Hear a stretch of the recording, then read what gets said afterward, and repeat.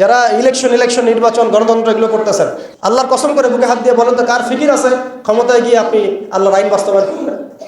ইসলামপন্থী ভাইদের কথা বাদ দিলাম, আমি সেকুলারদের কথা বলছি, ডেমোক্রেটিকদের কথা বলছি। কারণ রাষ্ট্র চলে আসছে এইভাবেই। আর যারা ফিকির করছেন ইসলাম নিয়ে আমি যাব ওখানে গিয়ে এটা করবো, এটা আপনি ডেমোক্রেটিক সিস্টেমে করতে পারবেন না। আপনাকে সিস্টেমটা সরাই ফেলতে হবে। গণতন্ত্র বলে কোনো শব্দই রাখা যাবে না, তারপরে শরিয়া কায়েম করতে পারবেন। শরিয়া আর গণতন্ত্র একসাথে থাকতে পারে না। শরিয়া, গণতন্ত্র, ধর্মনিরপেক্ষতাবাদ, কমিউনিজম এগুলো একসাথে থাকতে পারে না। একটা বোতল, এখানে আছে বিষ, এখানে আপনি দুধ খেতে পারবেন না। আপনি এটাকে 1000 বার ধুইতে হবে, ধোয়ার পরে আপনি দুধ ঢালতে পারবেন, খাওয়ার রিস্ক নিতে পারবেন, তাও খাবেন কিনা সন্দেহ আছে। আর এগুলো হচ্ছে মারাত্মক শিরকের বিষ। এগুলো পশ্চিমাদের দাসত্ব করাবে আপনাকে।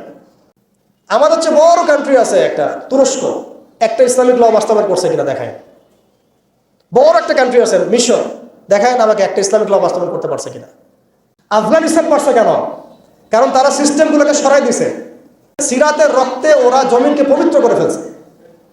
সিরাতের আদলে জিহাদের মাধ্যমে রক্ত দিয়ে পশ্চিমাদেরকে বিতাড়িত করে ওরা জমিনকে পবিত্র করে শরিয়া কায়েম করছে। এটাই শরিয়া কায়েম করার রাস্তা, আর কোনো রাস্তা নাই। আপনি যতই তন্ত্রমন্ত্রের ধার ধারেন না কেন, আপনি কখনোই সফল হতে পারবেন না। লিখে নেন, কাজ করতে থাকেন, দেখেন।